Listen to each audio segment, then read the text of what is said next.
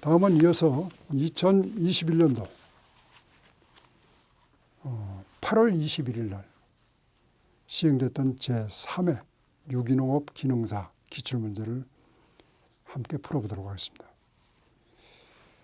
보기와 관련한 내용을 서로 연결하시오. 젖산은 유산이라고 그러죠. 유산균, 젖산균. 젖산은 유제품 응고제가 되면서 식용의 케이싱 역할을 해줍니다.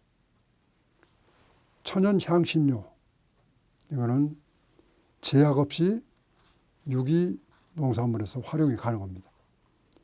간수, 염화, 마그네슘, 이거는 두류 응고제로 사용이 가능하죠. 보기와 관련 내용에 대해서 맞으면 공표, 틀리면 가입표로 하시오.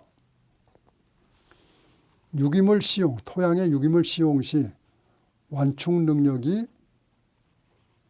높아진다는데 낮아진다. 유기물을 주게 되면 완충 능력을 높아지는 거죠. 스펀지처럼 거름기 간직 능력이라든가 수분 간직 능력이 높아지는 것을 완충 능력이 높아진다 하는데 이거는 가입표가 되겠죠. 낮아진다로 문항이 주어졌기 때문에. 유기물의 암석 분해를 촉진한다. 그렇죠. 유기물을 주게 되면 암석 분해를 촉진하죠. 유기물은 보수 보비자 작용을 촉진시킨다. 이것도 맞는 항목입니다. 유기물은 지온 상승을 억제한다가 아니라 이걸 촉진합니다. 유기물을 주게 되면 색깔이 검기 때문에 지온, 땅의 온도를 높여주죠. 유기물은 미생물의 번식을 조장한다. 알맞는 O. 윤작의 정의와 효과에 대해서 한 개씩 기술하죠. 윤작, 돌려짓기. 정의는 동일한 토양에 동일한 작물을 연작하지 않고 이걸 돌려가면서 다른 작물로 하는 작부 형태를 윤작이라고 합니다. 효과는 특정 병해충 및 잡초를 줄여줍니다. 다음 보기의 토양 중 점토 함량이 높은 순서대로 나열하죠. 점토가 높은 것은 입경이 가늘수록 높다고 그랬습니다. 그래서 이건 식토, 식양토, 양토, 사양토, 사토, 자갈 이런 순서로 답변을 쓰면 되겠습니다. 다음 보기에서 가로 안에 적당한 단어를 쓰시오. 유기물 중에서 탄소에 대한 질소 함량의 백분 비율을 탄질비 또는 CNU율 이렇게 얘기를 합니다. 첫 번째는 가로는 탄소, 두 번째는 질소, 세 번째는 탄질율. 여섯 번째 문항입니다. 보기의 재료 중에서 유기농업의 병해충 관리에 도움이 되는 자재 세 가지를 쓰시오. 대리수 추출물, 이거는 식물에서 추출했기 때문에 유기농업에 해당이 됩니다. 제충국, 마찬가지죠. 님 추출물, 이거는 유기농업에서 인정하는 자재에 해당이 됩니다. 여러분 교재에 부록편에 자세히 명시가 되어 있으니까 부록편을 꼭 참조를 해 주시기 바랍니다. 다음 보기 중에서 토양 계량제 및 작물 생육에 도움이 되는 자재를 모두 고르시오. 토양 계량 또는 작물 생육, 염화 나트륨이나 해수, 바닷물도 일정 농도에서 작물에 도움을 줍니다. 미네랄 성분이 들어있기 때문에요. 너무 원액에 가까운 것을 주게 되면 전부 다 염해, 소금 피해를 받지만은 물에 희석해서 쓸 수가 있습니다. 황, 그 다음에 버섯재배 퇴비, 그리고 대두박, 키토산, 목초액 모두 다 이용이 가능합니다. 다음 보기의 병해충 방제와 서로 관련된 내용을 연결하시오. 물리적 방제, 이거는 온탕침법. 생물적 방제, 생물은 곰팡이로 종자를 분이 처리한다. 곰팡이는 살아있는 미생물, 생물에 해당이 됩니다. 그래서 생물적 방제에 해당이 되고, 식물적 방제, 마늘가루로 종자를 코팅한다. 마늘가루, 이건 식물에 해당이 되죠. 천적중 기생성 곤충 두 가지를 적으시오. 기생성 곤충과 천적 중에 포식성 곤충이 있다고 했습니다. 진디벌, 콜레마니 진디벌, 온실가루이 좀벌 이런 것들은 기생성 천적에 해당이 됩니다. 다음 보기에서 친환경 농축산물 3가지를 고르시오. 농산물, 축산물을 고르면 되겠습니다. 유기농산물, 유기축산물, 무농약 축산물, 만약에 무항생제 축산물이 있다 그러면 그것도 해당이 되겠습니다.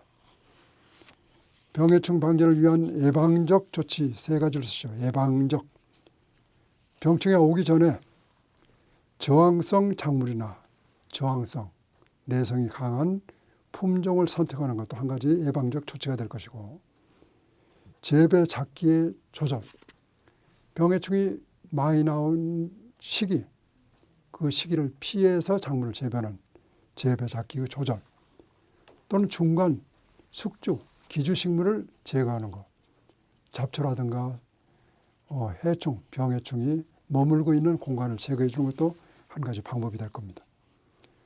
다음 보기 중 가로 안에 들어갈 적당한 단어를 쓰시오.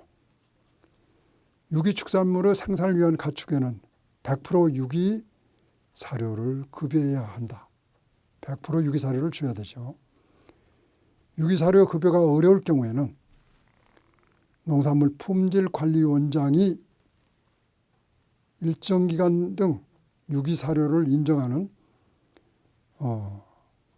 유기 사료가 아닌 사료를 일정 비율로 급여할 수가 있다.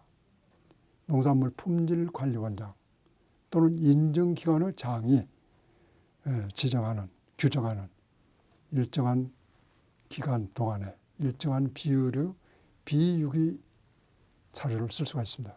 이때는 천재지변이라든가 유기 사료를 공급하기 어려울 경우에만 해당이 됩니다. 자, 유기 가공식품의 인증기간은 유기가 들어가면 1년입니다. 1년. 다음 보기의 유기축산물 전환기간으로 알맞는 것 길이 짝지시오. 한우, 유구 경우는 최소 입식되고 나서 1년 이상, 12개월 이상을 전환기간이 필요합니다. 돼지, 식육의 경우 5개월, 150일 이상. 산란계하고 6개월은 다릅니다. 알을 이용하는 산란계 경우에는 입식 후 3개월 이상. 그 다음에 오리, 식육의 경우는 최소 6주 이상의 전환기간이 필요합니다. 유기농업에서 표면 세척 소독제로 사용이 불가능한 것은 요소수. 최근에 자동차를 비롯해서 요소수 대란이 벌어지고 있습니다. 이거를 유기농업에 써서는 안 되겠죠. 보기의 과일 중에서 에틸렌 가스가 발생량이 가장 높은 것은 이건 바로 과일 중에서 사과입니다. 사과. 따라서 사과를 일반 과일과 다른 과일, 사과라든가 다른 과일을 함께 섞어서 보관하게 되면 에틸렌 가스가 발생이 돼가지고 훨씬 숙성이 빨라집니다. 빨리 익어버립니다. 그래서 따로따로 보관하는 게 좋다.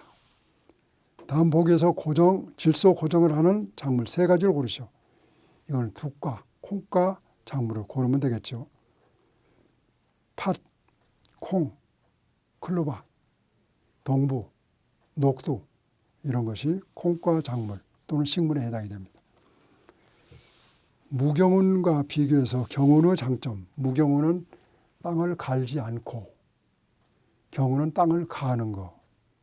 땅을 갈았을 때 장점, 통기성 개선, 공기가 잘 통하겠죠. 딱딱한 안반층 토양을 갈아엎기 때문에. 잡초 억제, 땅을 갈게 되면 잡초도 묻히겠죠. 근권 확대, 작토종, 작물의 뿌리가 이용할 수 있는 면적을 넓혀주는 것. 그래서 통기성 개선, 잡초 억제, 근권 확대가 해당이 됩니다. 지하에 관을 설치해서 습답, 찬물이 나는 습답을 개선하고 작물이 필요할 때 모관 상승으로 수분을 공급하는 배수 방법을 암거 배수라고 합니다. 암거.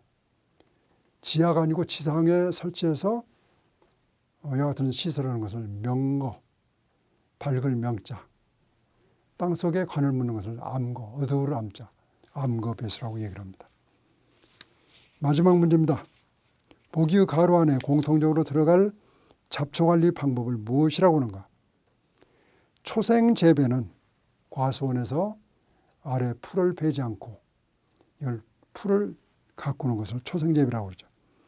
초생재배는 과수류 아래의 작물을 재배하여 잡초 방제를 하는 방법이다.